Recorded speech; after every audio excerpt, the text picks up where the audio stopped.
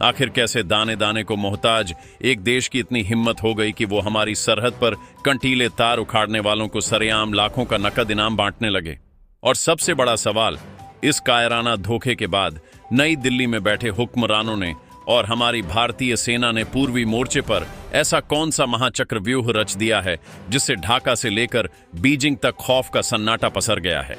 नमस्कार, आज हम एक ऐसी सनसनीखेज और झकझोर देने वाली सच्चाई आपके सामने खोलने जा रहे हैं जिसे सुनकर आपके पैरों तले से जमीन खिसक जाएगी और आपका खून खौल उठेगा। बीते कुछ दिनों से भारतीय सीमा पर एक ऐसी घिनौनी और खतरनाक साजिश रची जा रही है जिसने हमारे सब्र का बांध पूरी तरह से तोड़ दिया है। जब से भारत ने अपनी सीमाओं को सुरक्षित करने और घुसपैठ को हमेशा के लिए जड़ से खत्म करने का महाअभियान शुरू किया है, तब से हमारे इस पड़ोसी मुल्क की बौखलाहट 7वें आसमान पर पहुंच गई है।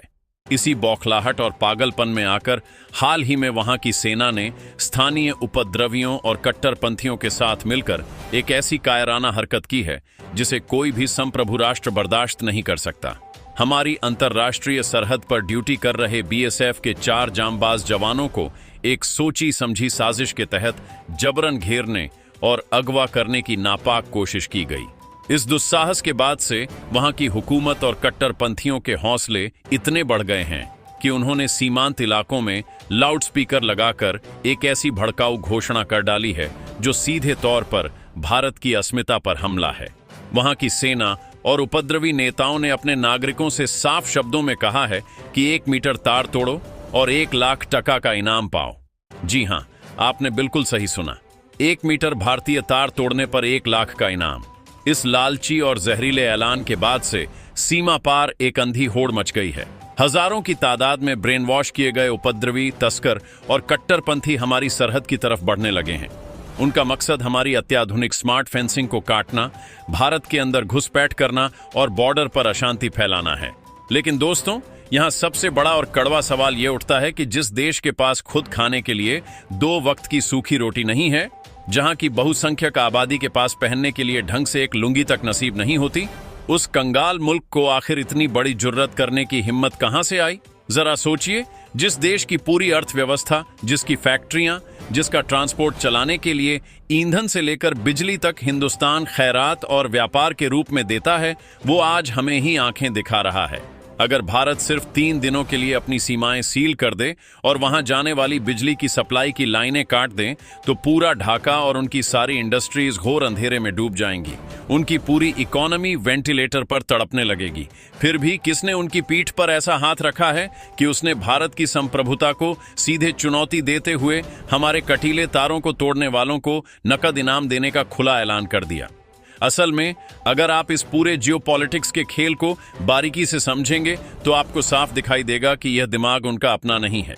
जब से इस मुल्क को पाकिस्तान की कुख्यात खुफिया एजेंसी आईएसआई और चीन की विस्तारवादी सरकार का खुलकर सपोर्ट और फंडिंग मिलने लगी है, तब से ये ताड़ के पेड़ पर चढ़ गए हैं।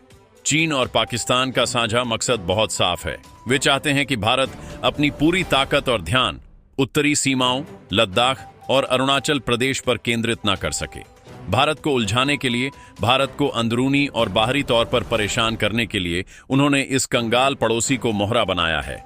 ढाका में बैठे हुक्मरान और वहां के जनरल्स चंद रुपयों और हथियारों की भीख के लालच में यह भूल गए हैं कि उनका वजूद ही हिंदुस्तान की वजह से है। शायद वो लोग इतिहास के उस पन्ने को फाड़ चुके हैं जब 1971 में पाकिस्तानी सेना उनके निर्दोष नागरिकों को कीड़े मकोड़ों की तरह कुचल रही थी, उनका कत्लेआम कर रही थी, उनकी महिलाओं की आबरू लूट रही थी।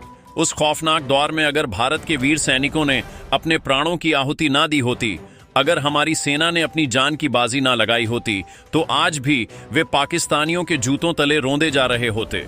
वे यह भी भूल गए हैं कि जब उनके देश में आधुनिक दुनिया से जुड़ने के लिए इंटरनेट लगाने तक की औकात और तकनीक नहीं थी, तब हिंदुस्तान ने ही अपने संसाधनों, अपने पैसों और अपनी तकनीक से वहां इंटरनेट और कनेक्टिविटी प्रोवाइड कराई थी। हमने उन्हें एक राष्ट्र का स्वरूप दिया, लेकिन इन लोगों की फितरत में ही धोखा देना और एहसान फरामोशी लिखी है। ये बिल्कुल वही लोग हैं जो जिस थाली में खाते हैं उसी थाली में छेद करते हैं। यही वजह है कि आज पूरी दुनिया के कूटनीतिक मंच पर इनकी जमकर फजीहत हो रही है, लेकिन अब पानी सिर के ऊपर से गुजर चुका है। भारत की शराफत को अगर कोई कमजोरी समझने की भूल करेगा तो उसका हश्र वही होगा जो दुनिया के बड़े बड़े तानाशाहों का हुआ है। अब समय आ गया है कि भारत भी बिल्कुल अमेरिका की तरह ही कड़ा और आक्रामक रुख अपनाए। जैसा हाल बड़े बड़े सुपर पावर्स अपने दुश्मनों का करते हैं, वैसा ही सबक सिखाने वाला हाल अब इन धोखेबाजों का भी होना चाहिए। पूर्वी कमान पर मंडराते इस बड़े खतरे और अंतर्राष्ट्रीय साजिश को देखते हुए देश के गृह मंत्रालय ने बिना एक पल की देरी किए एक ऐसा महाफैसला लिया है जिसने दुश्मनों की नींदें उड़ा दी हैं। देश के गृह मंत्री ने भारतीय सेना और अर्धसैनिक बलों के 60,000 से ज्यादा बेहद घातक, खूंखार और आधुनिक हथियारों से लैस जवानों को सीधे बॉर्डर पर रवाना कर दिया है। यह कोई रूटीन तैनाती नहीं है, यह एक फुल स्केल मिलिट्री मोबिलाइजेशन है। सेना के आला कमांडरों को दिल्ली के साउथ ब्लॉक से सीधे और बेहद कड़े निर्देश दे दिए गए हैं। ये निर्देश साफ कहते हैं कि सरहद पर जितने भी उपद्रवी आ रहे हैं, जितने भी लोग हमारी फेंसिंग की तरफ आंख उठा रहे हैं, उन्हें उन्हीं की भाषा में कायदे से समझाया जाए। अब फ्लैग मीटिंग का दौर खत्म हो चुका है। कागजी विरोध दर्ज कराने का समय बीत चुका है। अगर वे लातों के भूत बातों से नहीं समझते हैं तो हमारी सेना उन्हें अपने मजबूत हाथों से पकड़े और फिर अपने ही विशेष फौजी अंदाज में ऐसा समझाए कि उनकी आने वाली 7 पीढ़ियां भी भारत की सरहद की तरफ आंख उठाने से पहले 1000 बार कांपने लगे। हाल ही के दिनों में हमारे जवानों के साथ जो निंदनीय और उकसावे वाली हरकत की गई, उसके पीछे की पूरी पटकथा इस्लामाबाद और बीजिंग में लिखी गई थी। सीमा पर अचानक उमड़ी लाखों की इस भीड़ के पीछे सीधा प्लान यही था कि भारत को उकसाया जाए, बॉर्डर पर फायरिंग करवाई जाए और फिर अंतर्राष्ट्रीय मीडिया में भारत की छवि को खराब किया जाए। लेकिन भारतीय सेना और हमारे रणनीतिकारों ने उनके इस चक्रव्यूह को बहुत पहले ही डिकोड कर लिया था। अब अगले कुछ ही घंटों में पूर्वी सरहद पर भारतीय सेना जो बड़ा धमाका करने वाली है, उसकी गूंज पूरी दुनिया सुनेगी। सेना को फ्रंट लाइन पर पूरी तरह से फ्री हैंड दे दिया गया है। जब हिंदुस्तानी फौज को खुली छूट मिलती है तो दुश्मन के बंकरों और उनके मंसूबों का क्या हश्र होता है, यह बात किसी से छिपी नहीं है। हम आज आपको ग्राउंड जीरो की एक एक लाइव सच्चाई से रूबरू करा रहे हैं। हमारी फेंसिंग कोई मामूली लोहे का तार नहीं है, यह भारत माता की अस्मिता का प्रतीक है, यह हमारी संप्रभुता की दीवार है। अगर सीमा पार से 1 इंच भी धागे को हिलाने की कोशिश की गई, अगर एक भी कटीले तार पर खरोंच भी आई, तो उसका पूरा अंजाम ढाका की हुकूमत को भुगतना होगा। आज का नया भारत पुरानी भूलों को दोहराने वाला भारत नहीं है। यह वो भारत है जो घर में घुसकर मारना जानता है, जो देश शांति के लिए दुनिया का निर्माण कर सकता है। वह अपनी सरहद पर अपनी रक्षा के लिए विध्वंस का तांडव भी मचा सकता है। हमारे बीएसएफ के जवान दिन रात, सर्दी, गर्मी, बरसात की परवाह किए बिना उस नो मैन लैंड पर खड़े होकर हमारी हिफाजत कर रहे हैं। उनके साथ हुई कोई भी बदसलूकी सीधे तौर पर 140 करोड़ भारतीयों के गाल पर तमाचा है, जिसका जवाब अब गोलियों और बारूद की भाषा में दिया जाएगा। इस भड़काऊ ऐलान और इनाम बांटने की नौटंकी ने यह साबित कर दिया है कि वहां का सिस्टम पूरी तरह से चरमरा गया है और उपद्रवियों के हाथ में चला गया है। लेकिन उन्हें यह नहीं पता कि जिस आग से वो खेल रहे हैं, वो आग उनके पूरे वजूद को भस्म कर देगी। अगर आप भी अपनी मातृभूमि की रक्षा के लिए, अपनी सीमाओं की अखंडता के लिए बीएसएफ के वीर जवानों और भारतीय सेना के इस आर पार वाले मूड का दिल से समर्थन करते हैं, तो इस वीडियो को अभी एक लाइक कर दीजिए। आपका एक लाइक हमारे जवानों का हौसला बढ़ाएगा। कमेंट बॉक्स में पूरी ताकत और जोश के साथ जय हिंद भारतीय सेना लिखना मत भूलिएगा। आपकी आवाज उन सरहदों तक पहुंचनी चाहिए ताकि दुश्मनों को पता चले कि पूरा हिंदुस्तान अपनी फौज के पीछे एक चट्टान की तरह खड़ा है। चलिए और गहराई से समझते हैं सरहद पर मचे इस पूरे चक्रव्यूह को। बीते कुछ समय में भारत सरकार और गृह मंत्रालय के कड़े निर्देशों के बाद अत्याधुनिक स्मार्ट फेंसिंग का काम युद्ध स्तर पर चल रहा था। यह फेंसिंग हमारे देश की सुरक्षा के लिए, आतंकवाद को रोकने के लिए और मवेशी तस्करी की कमर तोड़ने के लिए कितनी जरूरी है, यह बताने की आवश्यकता नहीं है। इसी रास्ते से राष्ट्र विरोधी तत्वों की घुसपैठ होती रही है, जिस पर पूरी तरह लगाम लगाने के लिए भारत वहां लोहे की एक अभेद्य दीवार खड़ी कर रहा है। लेकिन वहां के सुरक्षा बलों के संरक्षण में आए सैकड़ों उपद्रवियों ने अंतर्राष्ट्रीय नियमों और कूटनीतिक मर्यादाओं को पैरों तले रौंदते हुए जो हमला बोला, उसने सारे समीकरण बदल दिए हैं। हथियारों के बल पर भारी भीड़ का फायदा उठाकर जो दुस्साहस किया गया, वह सीधे तौर पर संप्रभु भारत को एक चुनौती थी।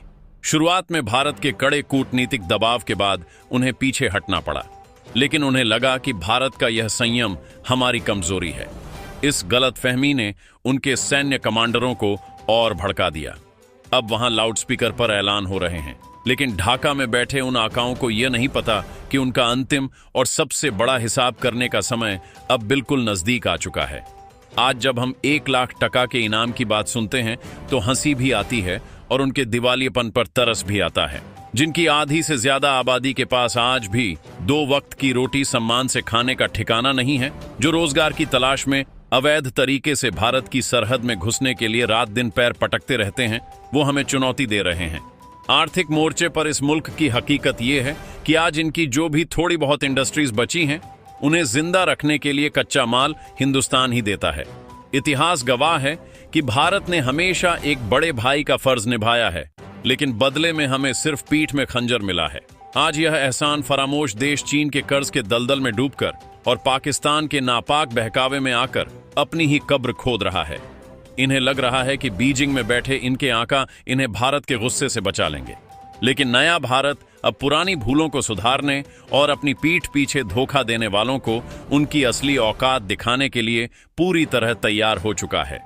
खुफिया रिपोर्टों के मुताबिक पिछले कई महीनों से वहां के भीतर सक्रिय कट्टरपंथी संगठनों और कुछ सैन्य अधिकारियों को भारी फंडिंग की जा रही है।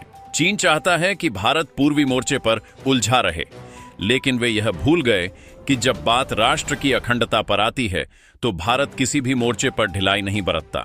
नई दिल्ली के साउथ ब्लॉक में बैठे हमारे गृह मंत्री ने बिना एक पल की देरी किए देश का सबसे बड़ा सैन्य पासा फेंक दिया है। 60,000 घातक कमांडो और जवानों की यह टुकड़ी किसी भी विषम परिस्थिति में दुश्मन के छक्के छुड़ाने में माहिर है। अब आगे उनके साथ क्या सलूक करना है, यह पूरी तरह सेना खुद ही तय करेगी।